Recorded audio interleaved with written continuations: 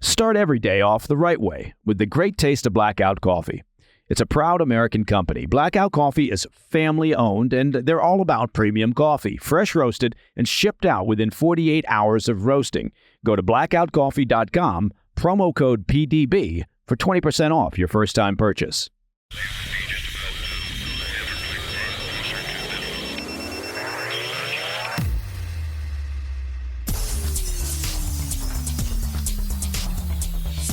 It's Tuesday, 13 August.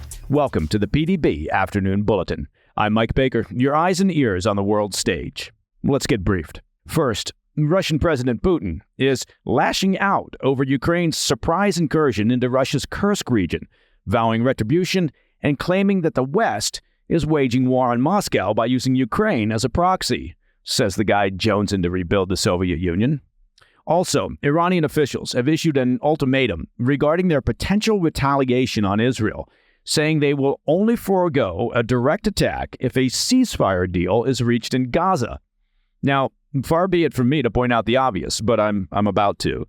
The need for a ceasefire deal in Gaza is because Hamas, which is controlled by Iran, launched a brutal series of attacks on Israel, which is what ignited this current conflict, for which Iran is now insisting on a ceasefire deal. But first, our afternoon spotlight. Russian President Putin is pointing fingers at the West for his military's ongoing challenges in the war on Ukraine, as Kyiv's cross-border incursion into Russia, into the Kursk region, continues to advance after 7 days of fighting. In a speech on Monday to regional governors and national defense officials, Putin blamed the West for Russia's failure to subdue invading Ukrainian forces in the Kursk region. The Russian leader emphasized that external interference, such as Western-provided military equipment, is a key reason for Moscow's floundering response.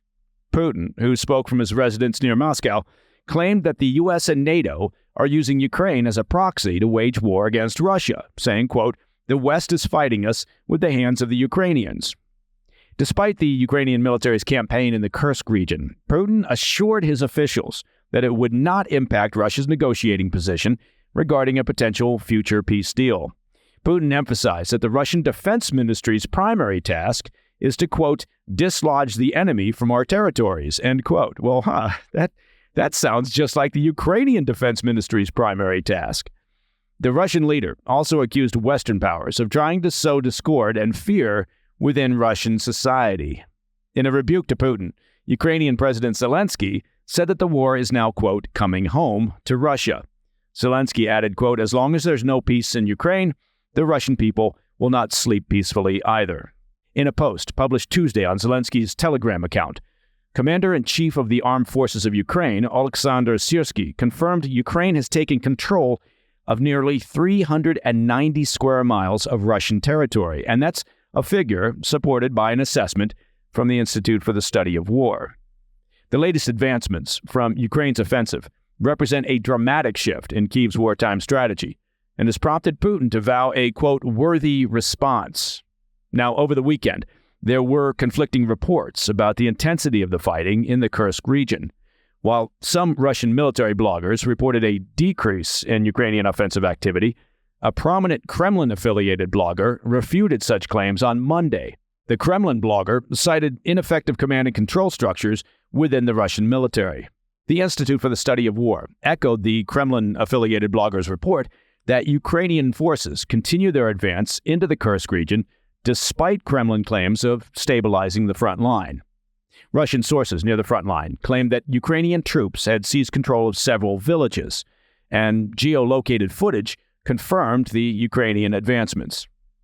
Additional footage from Monday shows Ukrainian forces operating in Sudza, where satellite images showed destruction at the prominent gas metering station in the town. Russian military bloggers claim Ukrainian forces have seized the town. Alexei Smirnov, the acting governor of the Kursk region, told Putin on Monday that the conflict has led to the evacuation of approximately 121,000 Russians from the region. Coming up after the break, Iranian officials have laid down an ultimatum regarding their anticipated retaliation, saying only a ceasefire deal in Gaza will prevent them from directly striking Israel. I'll be right back. Welcome back to the Afternoon Bulletin. As Iran's potential retaliation against Israel lingers on the horizon, senior officials within the Islamic regime have issued an ultimatum to the West. 3 unnamed Iranian officials exclusively told Reuters on Tuesday that only a ceasefire deal in Gaza would delay a direct attack on Israel over the death of former Hamas leader Ismail Haniyeh in Tehran 2 weeks ago. The warning puts new urgency on emergency ceasefire negotiations called by the U.S., Egypt, and Qatar that are slated to begin on Thursday, where a, quote, final bridging proposal will be presented, according to a report from Reuters. Now, the unnamed Iranian officials may have forgotten that the new Hamas political leader, Yahya Sinwar, who took over from the dead Ismail Haniyeh, has just recently stated that Hamas would not be returning to the negotiating table. So perhaps the Iranian officials should coordinate better with their proxy puppets before issuing ultimatums to the West. It's not clear how long Iran will give negotiators, but one Iranian source said Iran would move forward with an attack in coordination with their proxies such as Hezbollah if a deal fails to materialize or they feel Israel is dragging out talks. Iran has vowed a severe retaliation against Israel, and despite reports over the weekend that the regime had scrapped or at least delayed their response, intelligence had shifted by Monday, predicting Iran may launch a major attack within days. The White House issued a formal warning Monday night, saying the attack is expected to be, quote, significant. Given the ultimatum from Iranian officials, it appears ceasefire mediators may have basically one shot at finalizing an agreement this week before Iran makes a move. The problem, however, as noted, is that Hamas is not playing ball.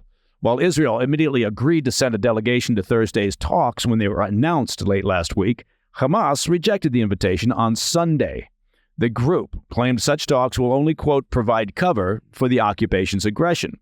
Instead of further negotiations, the terror group has demanded that mediators present a plan to implement a ceasefire proposal that Hamas claims they tentatively agreed to in early July. If you'll recall, back in July, Hamas reportedly dropped a demand for a full binding ceasefire at the outset, agreeing instead to a 6-week pause, though their full demands were never made public. In recent weeks, however, the group's leadership has indicated they will not budge from their demand for a full end to the war, contradicting the reports from early July. The negotiations in July would later sour after Hamas accused Israel of introducing new conditions, though the details around those claims were never clear. While Hamas will not send a delegation to Thursday's talks, the BBC reported that the terror group is open to resuming talks on the proposal that they sent in early July before the alleged new conditions were introduced. It appears the Iranian regime may be trying to leverage the threat of the retaliation against Israel to pressure the West into capitulating to Hamas's demands. Regarding Iran's possible response, the U.S. has been making defensive preparations in the region in coordination with Israel, redeploying forces from the Gulf of Oman to the Red Sea and mobilizing additional combat aircraft to the region to help intercept Iranian missiles. In a clear signal of deterrence to Iran, the Pentagon also announced on Sunday that they're sending the USS Georgia to the region, and that's a nuclear-powered submarine armed with cruise missiles, and also accelerating the arrival of the USS Abraham Lincoln Carrier Strike Group to the region. Israel, meanwhile, is also preparing for retaliatory attacks from Hezbollah to their north. And that, my friends, is the PDB Afternoon Bulletin for Tuesday, 13 August. If you have any questions or comments, please reach out to me at pdb@thefirsttv.com. I'm Mike Baker, and I'll be back tomorrow. Until then, stay informed, stay safe, stay cool.